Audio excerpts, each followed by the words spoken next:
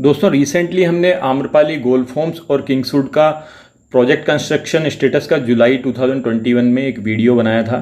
तो दोस्तों हमने लाइव कंस्ट्रक्शन स्टेटस के बारे में बताया था। उस वीडियो के अंदर हमें बहुत सी क्वेरीज रिसीव हुई, जिसमें कि बायर्स ने हमसे ये क्वेरी की कि हमें जो रिमेनिंग 10 EMIs हैं उनका पेमेंट किस तरीके से और किस डेट को करना है और कब हमें प्रोजेक्ट हमारा डिलीवर होगा। तो दोस्तों मैं आम्रपाली गोल्फ होम्स के बारे में आपको बता देता हूँ। किंग्सवुड भी इसके साथ में ही प्रोजेक्ट था दोस्तों। यहाँ पे अब गोल्फ होम्स के बारे में देखा जाए तो यहाँ पे 693.37 करोड़ की प्रोजेक्ट कॉस्ट है, जिसको कि प्रोजेक्ट को कंप्लीट करने के लिए चाहिए। इसके अलावा दोस्तों यहाँ पे 4210 नंबर ऑफ फ्लैट्स है और इसमें ये डॉक्यूमेंट तब का था जब टेंडर अंडर प्रोसेस में था। अभी वीरेंद्र कंस्ट्रक्शन है जो कि यहाँ पे इसमें कंस्ट्रक्शन करने जा रहा है। अब दोस्तों कंप्लीशन की डेट्स के बारे में बात करें तो वो ये थी कि यहाँ फरवरी 2022 तक tower A1 to A3 complete हो जानी चाहिए शेड्यूल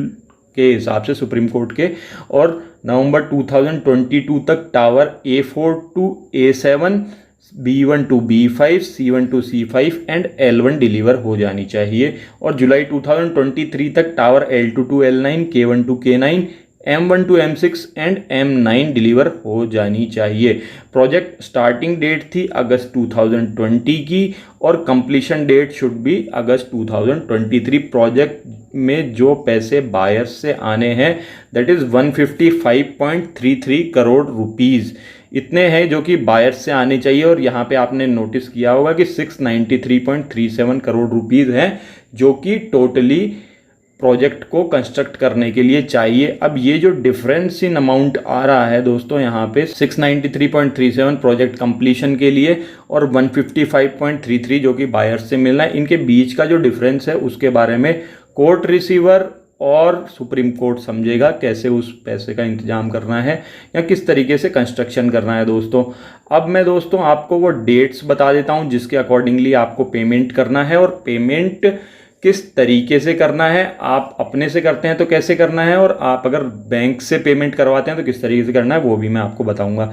अब दोस्तों ये है पेमेंट्स की डेट। आप वीडियो को पॉज करके यहाँ पे इसका स्क्रीनशॉट ले सकते हैं, फिर भी मैं आपको एक बार बता देता हूँ। 31 अगस्त 2020 तक फर्स्ट EMI पेमेंट करनी थी, 30 नवंबर 2020 तक सेकेंड EMI पे करनी थी, 28 फरवरी 2021 तक थर्ड EMI पे करनी थी, 31 मई 2021 तक फोर्थ EMI पे करनी थी, 31 अगस्त 2021 तक फिफ्थ EMI पे करनी थी, और सिक्स EMI 30 नवंबर 2021 में पे करनी है, 7th EMI 28 फरवरी 2022 तक पे करनी है, 8th EMI 31 मई 2022 तक पे करनी है, 9th EMI 30 सितंबर 2022 तक पे करनी है, और 28 फरवरी 2023 तक आप सारा पेमेंट कर देंगे स्मार्ट सिटी गोल्फ होम्स के अगर आप बायर्स हैं तो। और ये हमेशा 10% का अमाउंट होगा जो कि आपका रिमेनिंग प्रोजेक्ट का कॉस्ट बचा है, जो कि आपने ऑलरेडी कोर्ट रिसीवर की साइट पे जाके फिल कर दिया होगा, उसके अकॉर्डिंगली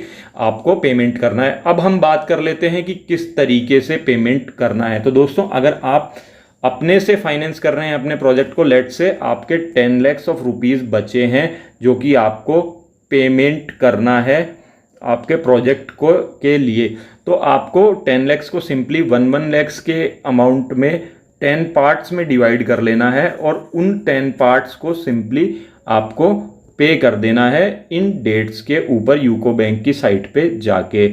अब दोस्तों अगर आपने लोन करवा रखा है बैंक से तो आपको आपके बैंक से कांटेक्ट करना होगा। बैंक प्रेजेंट फाइनेंशियल सिचुएशन के बारे में असेस करेगा, आपके सारे documents like ITR, salary slip और बैंक स्टेटमेंट, ID प्रूफ्स लेगा और अकॉर्डिंगली डिसाइड करेगा कि आपकी प्रेजेंट फाइनेंशियल सिचुएशन क्या है, आप बैंक लोन को रीपेमेंट कर पाएंगे या नहीं। चाहे आपने प्रोजेक्ट के बारे में ऑलरेडी लोन सैंक्शन करवा रखा हो, फिर भी यहाँ लोन डिसबर्स करने से पहले, रिमेनिंग अमाउंट का लोन डिसबर्स करने से पहले बैंक आपको रीअसेस करेगा। लेट्स से आपका आउटस्टैंडिंग अमाउंट यहाँ पे 11 लाख रुपीज़ बचा हुआ है, एक एग्जांपल के लिए ले लेते हैं दोस्तों। तो आपका जो बैंक रिमेनिंग, मान लीजिए आपने 20 लाख का यहाँ पे लोन इनिशियली लिया था और उस 20 लाख में से आपने 10 लाख को पहले कंज्यूम कर लिया था। ये कंज्यूम्ड अमाउंट है दोस्तों।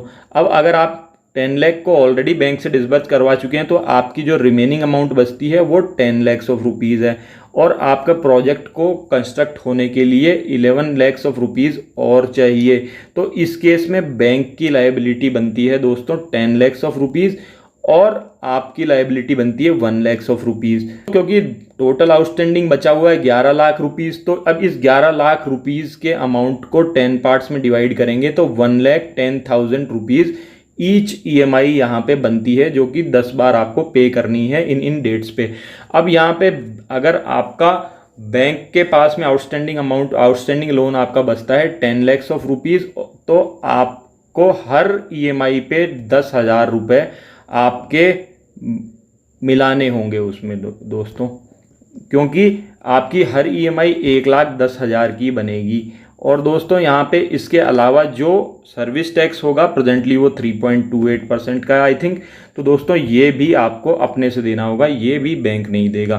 तो आप समझ रहे हैं, इसके अकॉर्डिंगली जो भी आउटस्टैंडिंग अमाउंट है उसमें अगर आपका लोन जितना डिसबर्समेंट से बचा हुआ है उसको अगर वो पूरा बैंक केटर करता है तब तो बैंक पूरा अमाउंट पे करेगा, नहीं तो आपको हर EMI में कुछ ना कुछ अपने हिसाब से मिलाना होगा दोस्तों। तो इस तरीके से आपको फर्दर पेमेंट करनी है इन डेट्स के ऊपर। दोस्तों ये तो बात थी कि पेमेंट कितना और कैसे और किस डेट पे करना है, लेकिन करना कहाँ है उसके लिए दोस्तों आप simply Amrapali project payment at UCO bank इसको गूगल पे सर्च कर सकते हैं। सर्च करेंगे तो पहला ही लिंक दोस्तों ये आपको ओपन होगा और इस पे आप सिंपली क्लिक कर सकते हैं। और जब आप इस पे क्लिक करेंगे तो आपको कुछ इस तरह की वेबसाइट ओपन होगी। यहाँ पे अगर आप दोस्तों देखें तो आपको ये लिंक यहाँ पे साफ साफ दिखाई देंगे, जिसमें कि for customer own fund for banks loan amount disbursement के लिए 2 ऑप्शन दिए गए हैं। दोस्तों मैं आपको सजेस्ट करूँगा कि इस वेबसाइट की ऑथेंटिसिटी को एक बार चेक कर लें। ऑल्दो ये लॉक और सारे के सारे सेफ्टी मार्क यहाँ पे हैं, बट फिर भी पेमेंट से पहले आपको अपने हिसाब से उसकी ऑथेंटिसिटी चेक करनी है, क्योंकि किसी भी तरह के फ्रॉड से बचने की जिम्मेदारी दोस्तों हमेशा आप ही की है। तो दोस्तों इसमें अगर आपको जैसे अगर आप कस्टमर है तो आप इस पर सिंपली क्लिक करेंगे फॉर कस्टमर्स पे, उसके बाद में आप आपकी सारी की सारी डिटेल्स यहाँ पर फिल कर देंगे। और दोस्तों यहाँ पे अगर आप देखें तो सर्विस टैक्स की अमाउंट जो मैं बोल रहा था वो यहाँ पे कंफर्म दी गई है 3.75। ये एवरी केस में आप ही को पे करनी है, ये बैंक कभी पे नहीं करेगा। इसके अलावा दोस्तों अगर आप बैंक से लोन अमाउंट डिसबर्स करवाते हैं तो उस पर भी क्लिक करेंगे तो सेम यहाँ पे भी डिटेल्स फिल होगी, और इसमें सारी की सारी अमाउंट को फिल करने के बाद में आप सिंपली इसको सबमिट कर सकते हैं और ये फर्दर आपको नेक्स्ट विंडो पे ले जाएगा।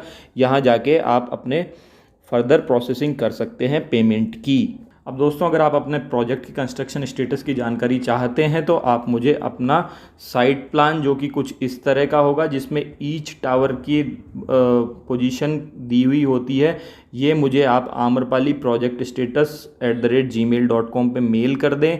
उसको दोस्तों मैं जब भी वहाँ पे साइट विज़िट पे जाऊँगा मैं देख लूँगा और अकॉर्डिंगली मैं ईच टावर की पोजीशन को आपको रेस्पेक्टिव वीडियो में डिस्क्राइब कर पाऊँगा। क्योंकि दोस्तों अगर बिना मैं साइट प्लान टावर लेआउट के जाऊँगा तो मैं ईच टावर के यहाँ पे डिस्क्रिप्शन आपको नहीं बता पाऊँगा, और आउटर लेआउट को सिंपली बताने से इतना ज़्यादा प्रॉफिट होगा नहीं।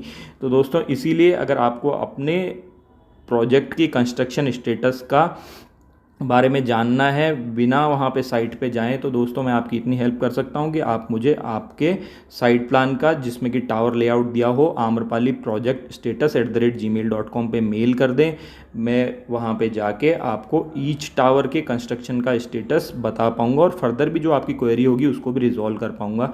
दोस्तों आशा है हमारा प्रोजेक्ट हम जल्दी ही कंप्लीट होगा और आप सभी को भी फ्लैट्स जल्दी ही यहाँ पे मिलेंगे।